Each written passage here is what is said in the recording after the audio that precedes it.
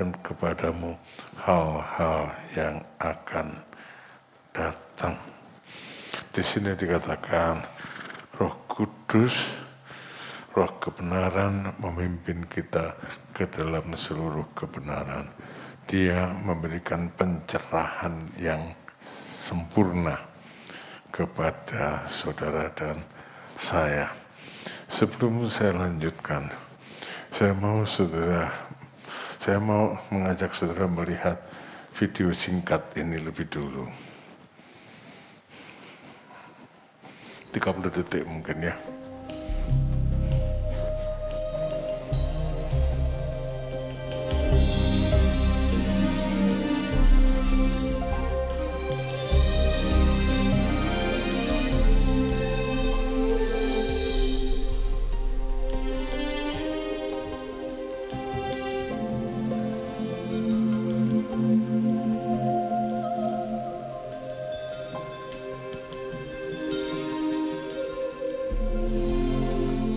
Rasa sudah.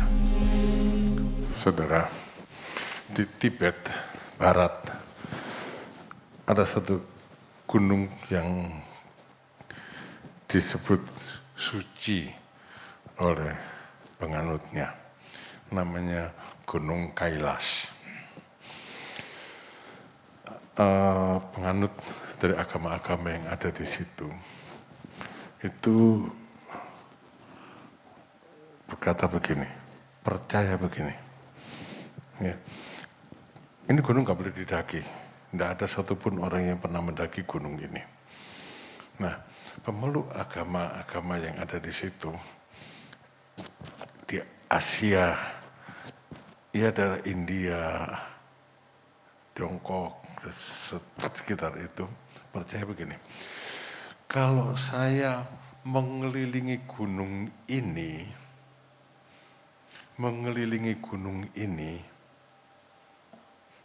saya akan menerima pengampunan dosa.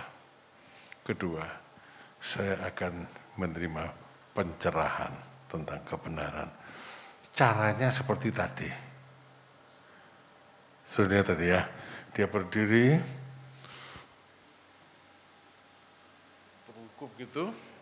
terungkup gitu. Nah, dari sini sampai ujung jari sana dia jalan. Dari sini terlungkup lagi, begitu terus mengelilingi Gunung Kailas, 53 km. Untuk menerima pengampunan dosa dan pencerahan. Mau?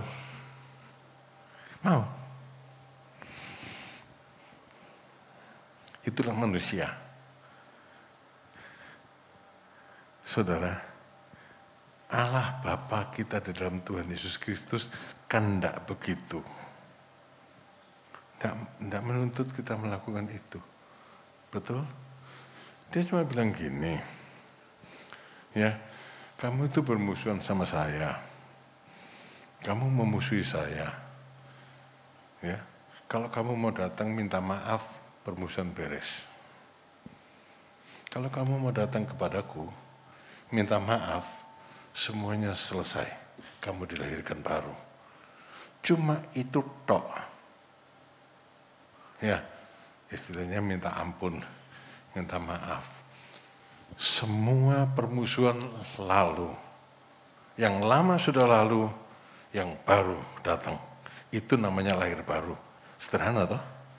Pada pemahaman saya, bicara soal kelahiran baru itu cuma kita, Tuhan, maafin saya ya Tuhan ya. Ampuni saya. Saya itu jahat Tuhan, ampuni saya. Tapi orang-orang gelem, saudara. Lebih rela suruh kayak gitu tadi. Daripada suruh ngaku dosa. Tabiat dosa manusia memang gitu, sejak kecil, sejak masih kecil diajar juga nggak mau.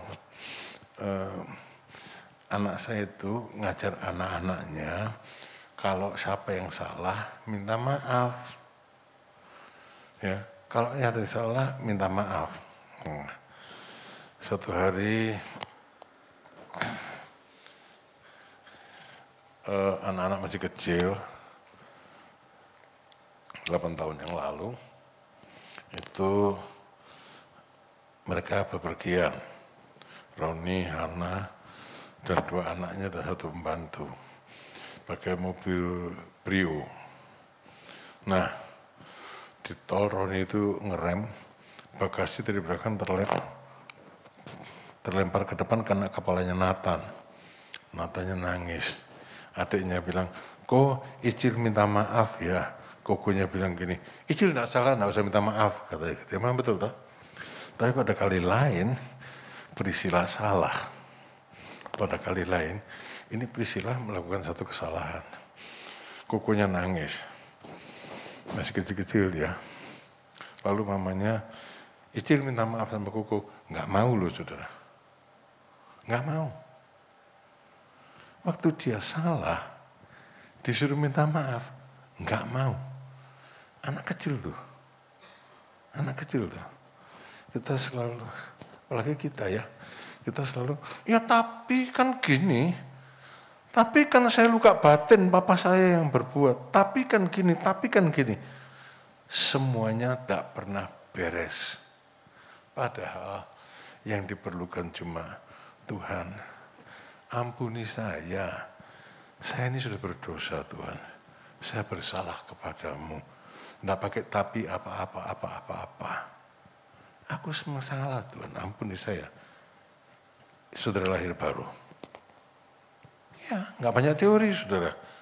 Nggak banyak teori, itu satu praktek. Satu praktek. Tuhan akan bilang, kamu anakku.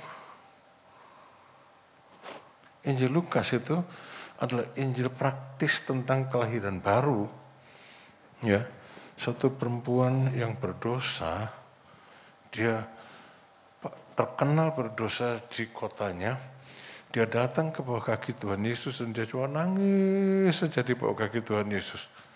Lalu Tuhan bilang, sudah dosamu diampuni, pergi sana, dosamu diampuni. Dilahirkan baru. Dilahirkan baru dia, hari itu juga dia dilahirkan baru.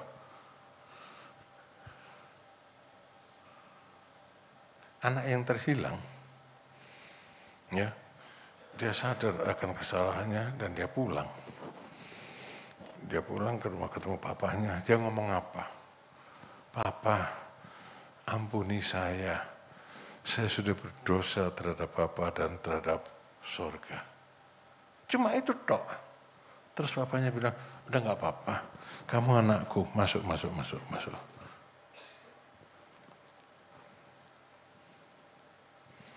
Saudara, kekristenan kita itu praktis, bukan teori. Seorang pemungut cukai berdiri di pojok jauh-jauh, Tuhan kasihani saya orang yang berdosa ini Tuhan. Cuma itu tok. Tapi dengan segenap hati. Lalu Tuhan bilang, pemungut cukai itu pulang sebagai orang yang dibenarkan, dilahirkan baru. Sakeus dengan sepenuh hati ingin ketemu Tuhan. Tuhan tahu ini ada hati yang merindukan aku. Sakeus, aku mau datang ke rumahmu. Tuhan Yesus masuk ke rumah Sakeus. Sakeus diselamatkan. Dilahirkan baru. Satu pertanyaan bagi saudara. Saudara sudah dilahirkan baru belum? Apa begitu sulit untuk menerima kelahiran baru sehingga saudara perlu teori macam-macam untuk dilahirkan baru? Apakah cuma bilang, Tuhan saya ini berdosa, Tuhan saya berdosa. Ampuni saya Tuhan, saya sudah berdosa. Dengan segenap hati. Ampuni saya Tuhan. Itu tok saudara. Itu tok. Dilahirkan baru. Saya ini kan pernah dilahirkan. Saudara pernah dilahirkan, betul? Kamu tahu gimana caranya kamu dilahirkan? Gak tahu. Waktu kamu dilahirkan kamu repot enggak? Enggak. Tapi kamu lahir juga. Yang repot siapa? Nah itulah. Kelahiran baru itu yang repot Bapak di sorga, bukan saya. Saya yang dilahirkan, cukup dengan datang dan minta ampun, pertobatan. Yang repot kan papa dan mamanya. Siapa di sini yang ada mau lahir itu repot? Wah, aku mau lahir lah, aku repot persiapan. Ada nggak? Angkat tangan kalau ada yang repot waktu mau dilahirkan. Nggak ada. Lahir juga. Saudara, seperti itu sebetulnya kehidupan ini. Allah yang melahirkan kita kembali. Kapan? Waktu kita minta ampun kepadanya. Waktu kita bilang, Tuhan, saya berdosa kepadamu. Tuhan, saya berdosa kepadamu. Lalu, kita menjadi anak Allah. Lalu, di dalam Lukas pasal 11, dibaca ya. Saya harap saudara bisa mengikuti. Saudara tidak perlu ke Mount Kailas atau ke Mount Zion, ya. Datang ke Yesus. Lalu, setelah sudah bereskan kehidupanmu, dosamu dengan cara minta ampun. Lalu, Lukas pasal 11 ayat yang ke-10, karena setiap orang yang meminta, menerima. Dan setiap orang yang mencari, mendapat. Dan setiap orang yang mengetok, baginya pintu dibukakan. Ayat yang 13. Bapamu yang di surga, nah ini bapamu ya. Sebelum bertobat, sebelum lahir baru bukan bapamu. Kalau dikatakan bapamu setelah bertobat, setelah lahir baru. Bapamu yang di surga, ia akan memberikan Roh Kudus kepada mereka yang meminta kepadanya. Ini dikatakan Tuhan Yesus sebelum hari Pentakosta, apalagi setelah hari Pentakosta. Bapamu yang di surga memberikan Roh Kudus kepada orang yang minta kepadanya. Tidak minta, tidak dapat. Prinsipnya kan gitu. Kamu minta, kamu dapat. Tidak minta, kamu nggak dapat. Nah, jadi di sini ada dua golongan. Satu sudah dipenuhkan Roh Kudus, yang satunya lagi belum dipenuhkan Roh Kudus. Maka pertanyaan saya, kenapa saudara tidak dipenuhi Roh Kudus? Bertobat coba. Minta coba. Bertobat coba. Tuhan, saya sudah berdosa kepadamu. Minta. Dan aku minta sekarang, penuhi aku dengan Roh-Mu. Yang minta dapat. Mintanya dengan iman. Orang yang mendua hati, dia nggak dapat apa-apa. Mintanya dengan iman. Nah, jangan ngukur dengan perasaan. Kalau saudara sudah minta dengan iman, Tuhan bilang, kamu minta dengan iman, kamu terima. Terima dengan iman. Sudah, itu aja. Saya tidak kerasa apa-apa. Siapa yang nyuruh saudara kerasa apa-apa? Yang saya disuruh karena percaya. Ada yang langsung merasakan sesuatu, ada yang belum merasakan sesuatu. Tapi perasaan itu tidak penting. Saya salah kalau ngomong nggak penting. Tapi yang terpenting bukan perasaan itu. Yang penting adalah imanmu. Imannya bagaimana? Tuhan bilang, Bapa itu memberikan Roh Kudus kepada orang yang meminta kepadanya. Nggak minta, nggak dapat gitu aja saudara ya. Jadi gimana? Waktu itu saya masih muda sekali, muda belia. Kakak saya dipenuhi Roh Kudus. Cici saya dipenuhi Roh Kudus, adik saya dipenuhi Roh Kudus, saya enggak. SMP waktu itu, saya enggak. Tahu mami saya komentarnya gimana gitu lah ya, pokoknya saya enggak. Jadi saya bilang gini, Tuhan, kok saya enggak kenapa Tuhan, sekarang saya minta dipenuhi Roh Kudus. Saya minta dipenuhi Roh Kudus. Saya minta dipenuhi Roh Kudus. Saya berdoa dewek. Saya berdoa sendiri. Dan pelan-pelan iman itu tumbuh. Pertobatan itu muncul. Ya. Pertobatan muncul. Dosa diampuni, Roh Kudus masuk. Karena saya minta. Karena saya minta. Nah, coba sudah pikir. Ya, ini malam terakhir atau kita berdoa mohon kepenuhan Roh Kudus, tapi bukan malam terakhir untuk kepenuhan Roh Kudus. Kalau saudara malam ini belum dipenuhi Roh Kudus, minta tiap malam pada Tuhan. Tuhan, penuhi aku dengan Roh-Mu. Karena itu kehendak Tuhan. Karena itu kehendak Tuhan. Ya, ada satu ayat yang bilang gini tuh ya.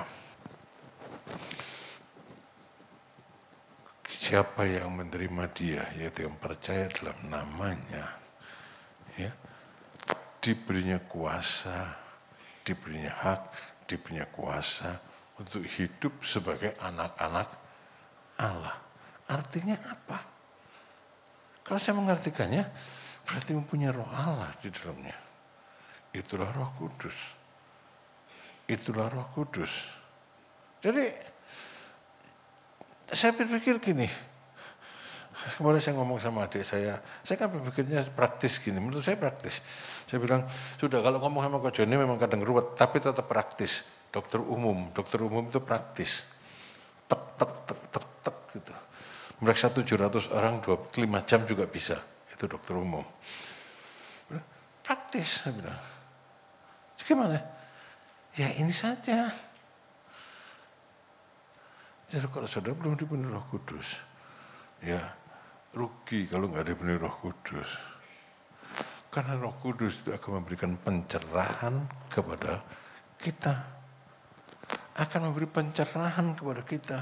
Sehingga kita tidak akan gampang tersesat. Roh Kudus akan memberi kekuatan kepada kita. Ya, di umur saya segini, ya saya mengalami banyak hal yang orang lain tidak pernah mengalami. Ya, tapi semuanya terlewatkan. Saya ada di depan saudara seperti ini. Apa? Ada Roh Kudus yang menolong. Ada Roh Kudus yang diberikan Tuhan sebagai penolong, sebagai penghibur di waktu susah, menyingkapkan kebenaran dan harapan tentang masa depan. Nah, kalau saudara belum diberi Roh Kudus, malam ini saudara minta. Kalau toh saudara belum, ini masalah iman saudara, ya, iman saudara, ya, saudara masih belum juga minta, tetap minta, kapanpun saudara minta, tiap hari saudara minta sampai Roh Kudus turun atas saudara, sampai saudara benar Roh Kudus. Apa nanti nggak yang masuk roh setan minta Roh Kudusnya kepada siapa? Pada Tuhan, Tuhan yang mana? Bapak yang mana? Bapak dalam Tuhan Yesus Kristus. Saudara minta kepada Bapak dalam Tuhan Yesus Kristus, saudara akan mendapat Roh Kudus dan mendapat roh yang lain. Dan saya mau ingatkan saudara, dipenuhi Roh Kudus bukan kesurupan. Ya, dipenuhi Roh Kudus bukan kesurupan. Ada di gereja-gereja tertentu yang saking intensnya minta dipenuhi Roh Kudus, tapi mungkin tidak dibimbing untuk bertobatan dan sebagainya, akhirnya orangnya kesurupan. Kesurupan ngomongnya macam-macam. Ya, kelihatan kayak bernubuat, tapi yang keluar dari mulutnya adalah kepahitan terhadap orang lain. Ada beberapa kali saya tahu itu ya. Ada beberapa kali saya tahu itu terlalu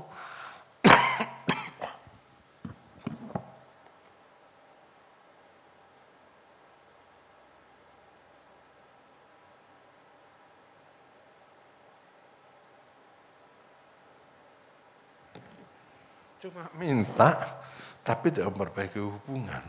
Itu sebabnya tadi saya tekankan, saudara harus mulai dari pertobatan, kelahiran baru, pemberesan terhadap Tuhan, dan otomatis juga pemberesan terhadap sesama manusia. Ya, pokoknya kalau kesurupan bukan Roh Kudus lah. Ya, dipenuhi Roh Kudus. Di dalam 1 Korintus, Rasul Paulus bilang, yang bernubuat itu kan nabi. Roh nabi tunduk pada nabi. Ya. Berbahasa roh, dia tunduk pada yang berbahasa roh. Jadi, ya kalau saya berbahasa roh biasanya dalam hati sajalah. Bisa diatur bagaimana kita mau. Karena tidak kesurupan. Kalau kesurupan tidak bisa diatur. Ya, pernah satu kali saya melayani ini buangku dibanting sampai remuk. Saya bilang, loh, ini roh apa yang masuk gitu loh. Kursi itu dipukul, dibanting sampai remuk. Nah saya bilang, ini nggak benar kalau gini nih. Ini nggak benar. Kalau Roh Kudus turun atas kita, sukacita dan damai sejahtera. Kalau bicara soal perasaan, tapi kalaupun belum ada perasaan, iman saudara benar, saudara akan mengalaminya sendiri. Saudara akan melangkah maju dan roh itu nyata dalam kehidupan saudara. Ya, saya harap saudara paham, ya, doa ya, yang belum dipenuhi Roh Kudus doa, nanti kita doa. Tapi sebagian di antara kita kan sudah dipenuhi Roh Kudus. Setelah dipenuhi Roh Kudus lalu apa? Ini kan 10 hari selesai doa. Terus gimana? Ya sudah kita jalan, nanti tahun depan 10 hari dicas lagi. Loh, kayak aki ya, kayak baterai. Aki ya, aki yang bisa dicas, HP aja perlu dicasi terus gitu. Saudara, bukan gitu. Ya, bukan gitu. Roh yang ada di dalam kita itu bekerja melalui kita dan di dalam kita.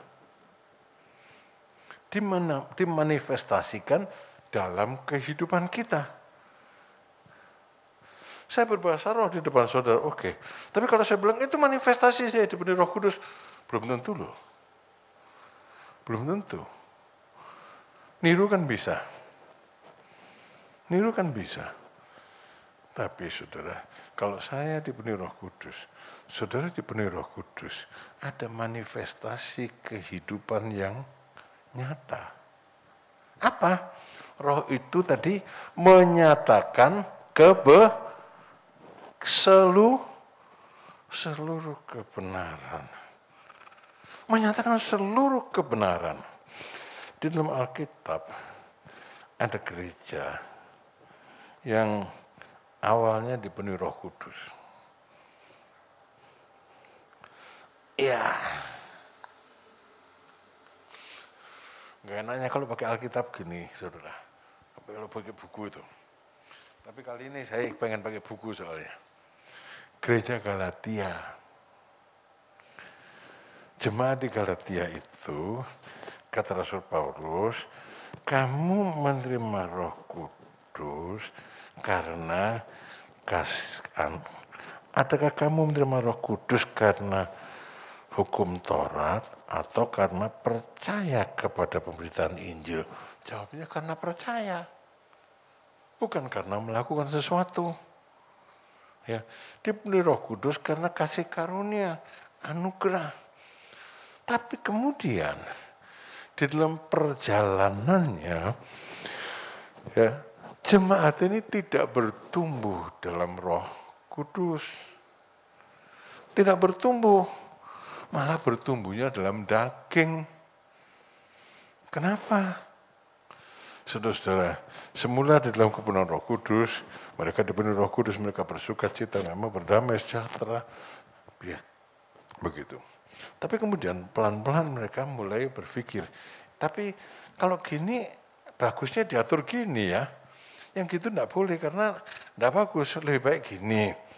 Itu enggak boleh, harus begini. Taurat. Ya, dilarang ini, dilarang itu, larang ini, larang itu, semuanya menurut hikmat manusia. Menurut daging. Dan yang terjadi kemudian adalah kepala sama bulat, pendapat berbeda, ya toh? Kepala sama bulat pendapat berbeda-beda. Yang terjadi apa? Pertengkaran toh? Perselisihan toh? Yang terjadi adalah perbuatan daging.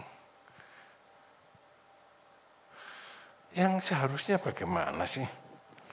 Saudara-saudara, kalau kita dipenuhi Roh Kudus, itu Roh Kudus itu bilang lakukan ini, lakukan itu.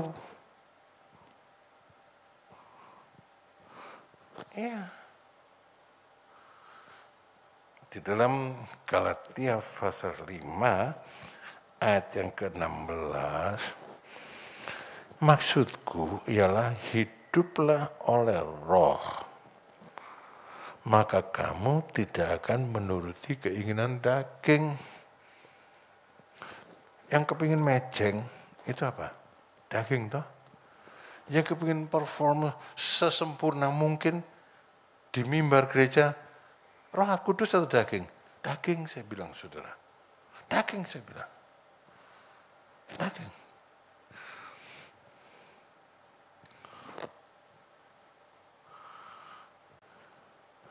Jadi bagaimana?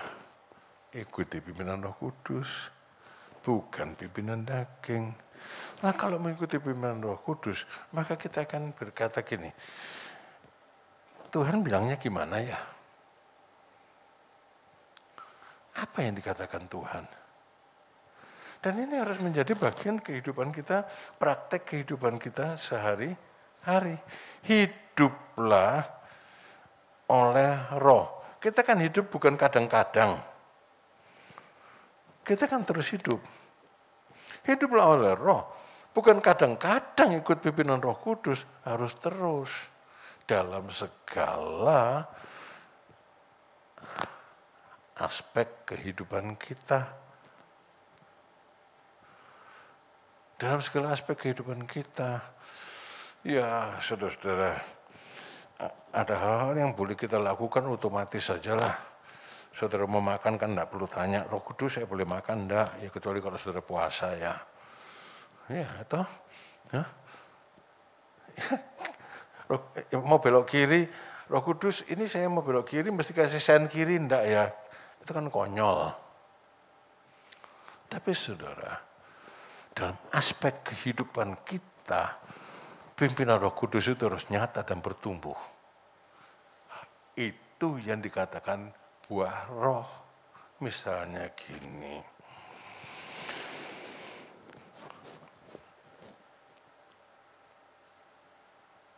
Saya itu difitnah. Misalnya, saya enggak ada yang fitnah saya. Misalnya saya difitnah. Karena itu saya dibenci semua orang. Enggak semua orang lah. Orang-orang membenci saya. Difitnah. Apa yang harus kita lakukan? Apa yang harus kita lakukan? Ya kayak saya harusnya kalau kita hidup oleh Roh, maka kita akan berdoa, Tuhan, saya dikatakan begini-begini betul tah. Kalau betul ampuni saya. Tapi kalau enggak, berarti itu fitnah. Apa yang harus saya lakukan? Maka Roh Kudus akan bilang, kasihi dia, berkati dia. Coba, kalau enggak gitu jawaban Roh Kudus. Maka jawaban kita yang di bawah daging, saya belum bisa. Ya kapan bertumbuhnya, saudara? Ya kapan bertumbuhnya?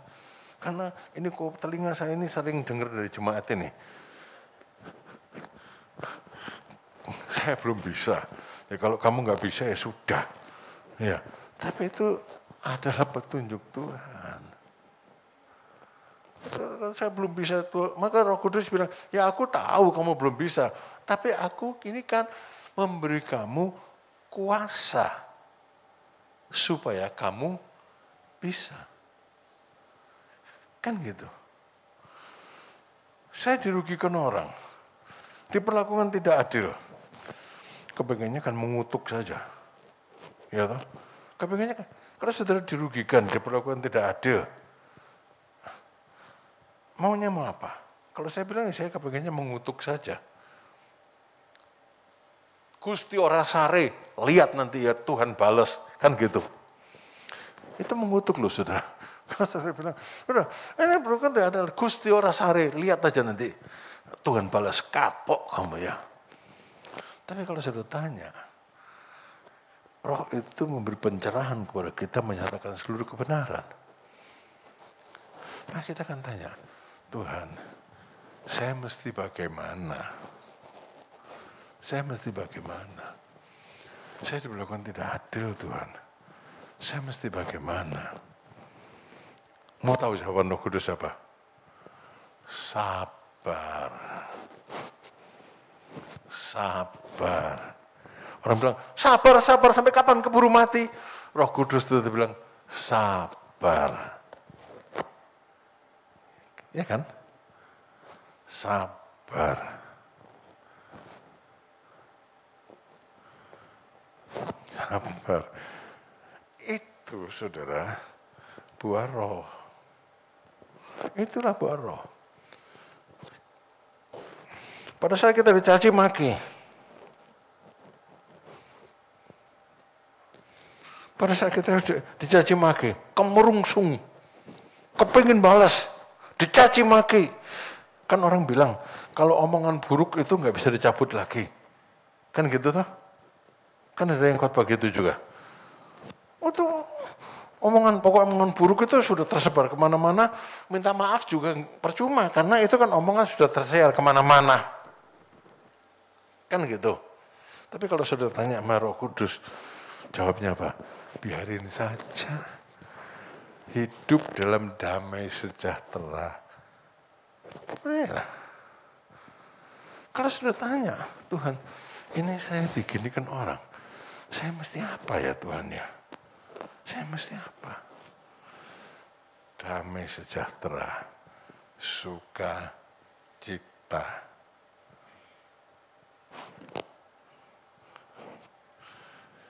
Buah roh itu bukan buat dihafalkan, tapi buat dinyatakan dalam kehidupan sebagai progres, kemajuan, pertumbuhan kita di dalam kebenaran.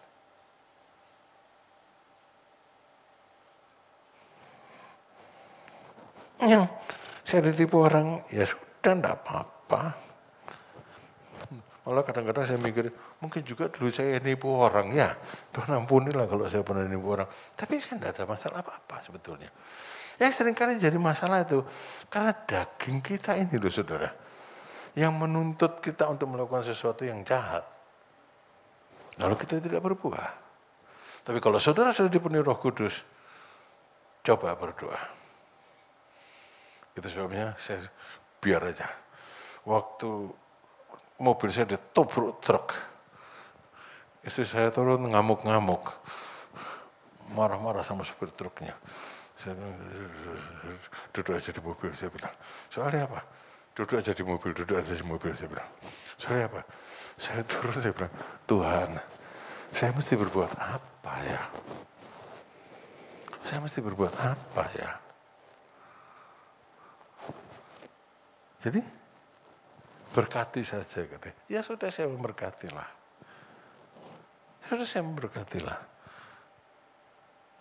Biar mereka tahu bagaimana kalau berurusan dengan orang Kristen. Ya Tuhan, saya memberkati. Untung, saya rasanya tak pikir-pikir untungnya saya apa ya? Nggak ada loh saudara. Saya hari ini kalau tak pikir untungnya saya apa, nggak ada untungnya apa-apa. Tapi, kita harus mempraktekkan kebenaran itu.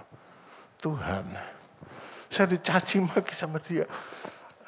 Siapa saya nggak tahu loh Tuhan. Saya mesti bagaimana ya? Sabar.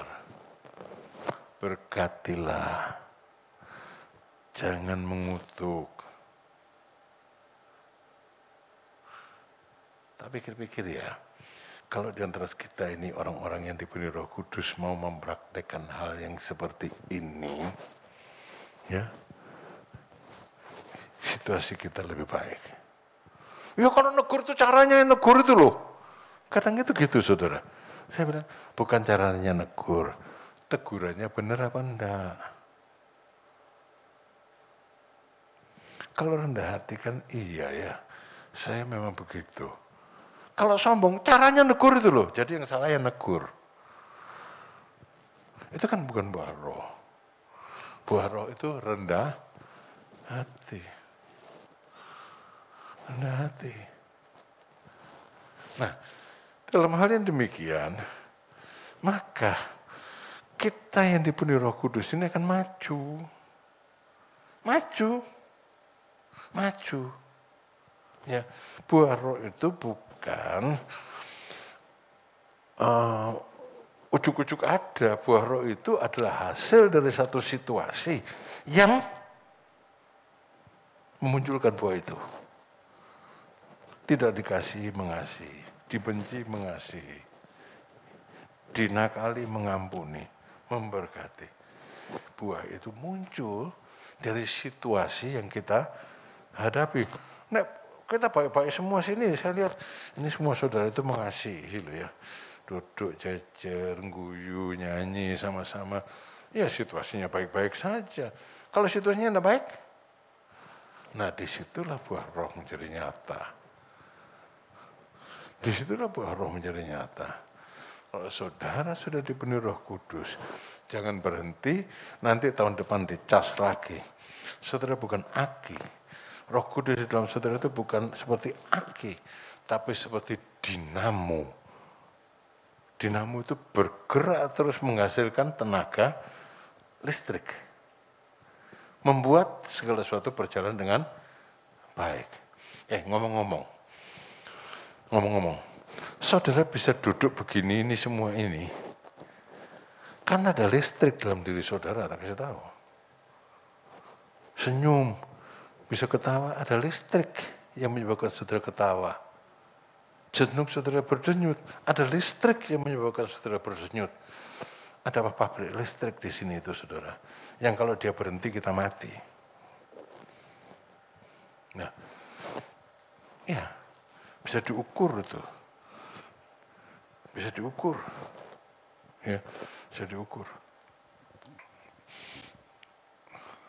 Kecil sekali. Ukurannya itu mikrovolt. Tapi bisa diukur. Saudara, Roh Kudus dalam kita itu juga seperti itu. Yang membuat roh kita bergerak. Maju. Kebenaran itu disingkapkan. Kapan? Pada waktu kita menghadapi tantangan untuk melakukan yang tidak benar. Roh Kudus tidak akan bilang, jangan marah. Bukan. Roh Kudus akan bilang, berkatilah. Roh Kudus tidak akan bilang, jangan membenci. Dia akan bilang, kasihilah. Beda toh ya? Ya. Jangan membalas. Enggak gitu Roh Kudus bilang, sabarlah. Tindakan yang benar. Dan saya harap saya dan saudara setahun kemudian ini akan menunjukkan buah-buah roh. Kapan? Pada waktu saudara dirasani. Pada waktu saudara diperlakukan tidak adil. Kenapa saya katakan diperlakukan tidak adil? Soalnya saudara selalu memperlakukan orang lain dengan adil. Ya kan? Ya kan? Saudara kan tidak ada curang pada orang lain kan? Ya, nah, orang lain yang mencurangi kita. Ya. Lalu, yang pertama kalau saudara belum dipenuhi Roh Kudus, minta sampai dipenuhi. Yang kedua, kalau saudara sudah dipenuhi Roh Kudus, bagi kehidupanmu sendiri, melangkah maju. Dengar Roh Kudus bicara apa, lakukan.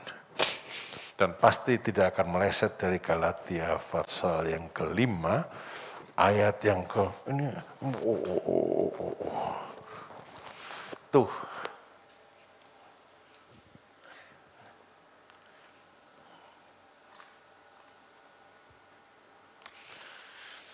Kenapa ya kalau dulu khotbah pakai Alkitab tidak ada semburatan gitu.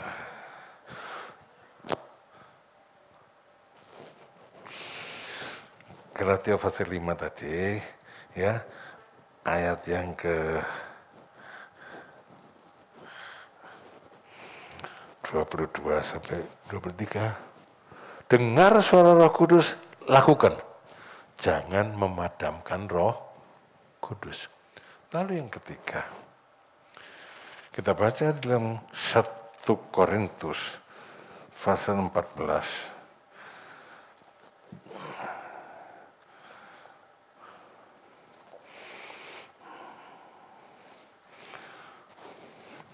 Ayat yang ke-26. 1 Korintus pasal 14 ayat yang ke-26. Jadi bagaimana sekarang saudara-saudara? Bila mana kamu berkumpul, hendaklah tiap-tiap orang mempersembahkan sesuatu. Bila mana kamu berkumpul, hendaklah tiap-tiap orang mempersembahkan sesuatu. Yang seorang mazmur, yang lain pengajaran, atau pernyataan Allah, atau karunia bahasa roh, atau karunia untuk menafsirkan bahasa roh. Tetapi semuanya itu harus dipergunakan untuk membangun. Nah, tadi dalam kehidupan pribadi kita berbuah. Sekarang dalam kehidupan berjemaat, kalau kita dipenuhi Roh Kudus, lakukan sesuatu di gereja. Lakukan sesuatu di jemaat. Harus membangun. Harus membangun. Duduknya kita di gereja ini, yang di mimbar maupun yang duduk harus membangun. Bangun satu sama lain.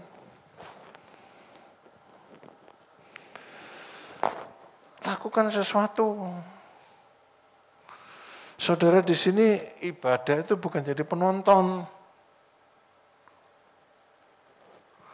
tapi terlibat di dalam ibadah. Yang sering, saudara-saudara, di mana-mana, ya, jemaat itu jadi penonton dan juri. Ya, jadi penonton dan juri gitu. Jadi khotbah itu tidak bagus yang khotbah gitu. Tidak bagus. Lain kali kalau dia khotbah saya nggak mau datang. Tidak bagus. Pemimpin pujian dia cuma meceng baik. Tidak bagus. Pemimpin pujian suaranya fals. Tidak bagus. Cuma menilai saja.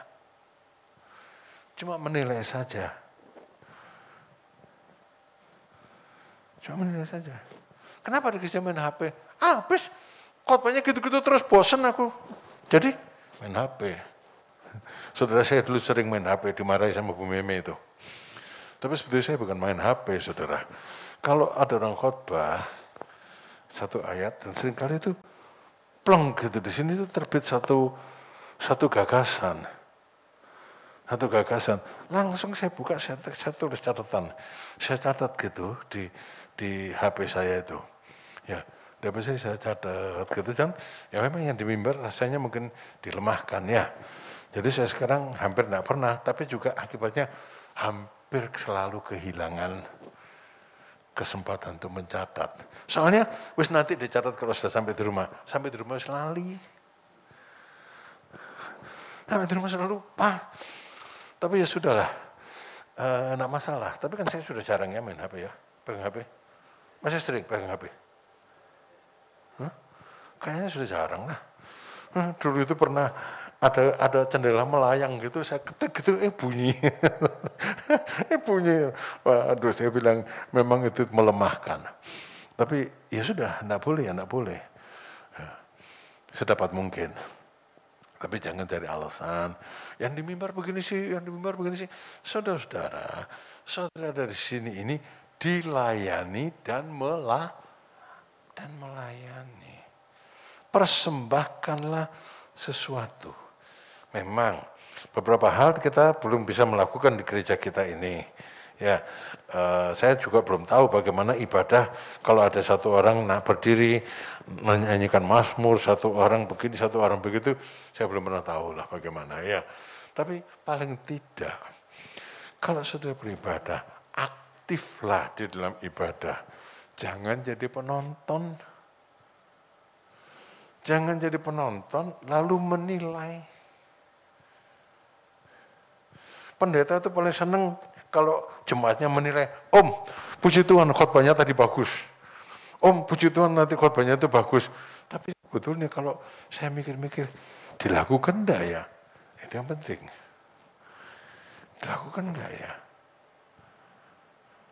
Saudara, kalau kita sudah dipenuhi Roh Kudus, rubah cara saudara beribadah. Terlibat aktif dalam ibadah. Menjadi bagian dari ibadah. Kalau yang menyampaikan firman Tuhan tidak benar, doakan supaya Tuhan, nyetel mulutnya itu ya.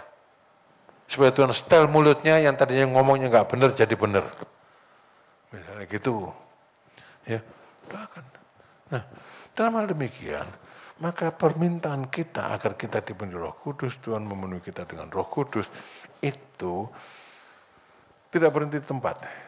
Kita maju, maju, maju, maju, maju. Jalan orang benar seperti cahaya fajar yang beranjak menuju ke terang, siang hari. Menuju ke tengah hari, makin terang dan makin terang. Saudara-saudara, saya ajak saudara pada malam hari ini untuk melangkah maju. Yang belum dipenuhi Roh Kudus, berdoalah minta. Pembaptis dengan Roh itu Tuhan Yesus, bukan saya. Ya. Pembaptis dengan Roh itu Tuhan Yesus, bukan saya. Jadi minta pada Tuhan Yesus. Dia pembaptis dengan Roh. Yang kedua, kalau selama ini saudara belum bertindak dengan benar, sesuai dengan pencerahan yang kita dapat dari Roh Kudus, malam ini ambil keputusan, saya akan maju. Saya akan perhatikan suara Roh Kudus, sehingga hidup saya berbuah. Saya akan terlibat dengan benar dalam ibadah, sehingga ibadah itu hidup dan menjadi berkat. Tuhan berkati saudara-saudara semuanya. Mari sekarang kita berdoa. Kita nyanyikan Roh Kudus, Kau hadir di sini.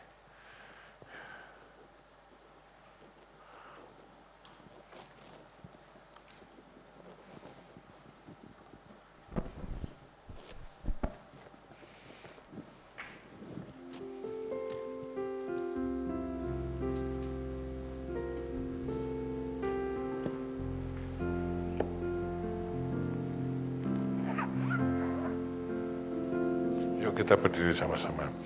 Roh Kudus, Kau hadir di sini. Roh Kudus, ku mengasihi-Mu. Kau lembut, Kau manis, Kau penghiburku, penolongku, diutus Bapakku. Roh Kudus, Kau hadir di sini. Roh Kudus, ku mengasihi-Mu. Kau lembut, Kau manis, Kau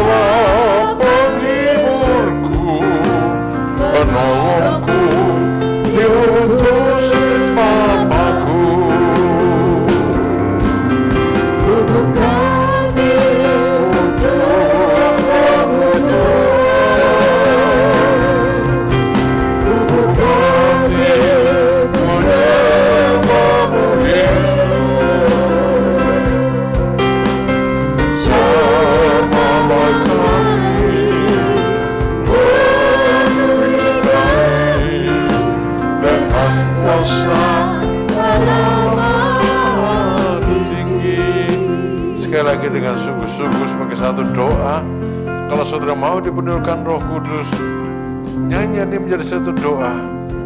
Tuhan baptiskan kami, penuhi kami dengan Roh-Mu yang kudus, penuhi kami.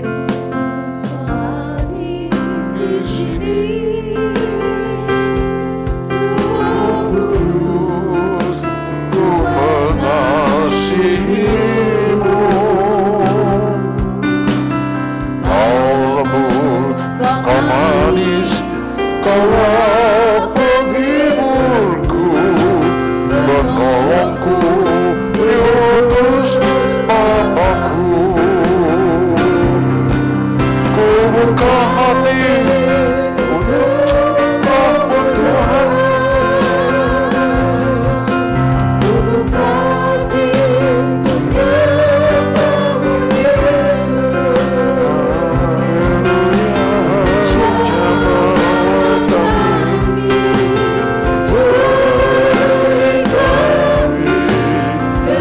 Kuasa Allah tinggi. Haleluya, haleluya. Di sini di hadapan hadirat-Mu kami berdiri. Engkau pembaptis dengan Roh Tuhan Yesus Kristus. Engkaulah yang membaptiskan jemaat-Mu, anak-anak-Mu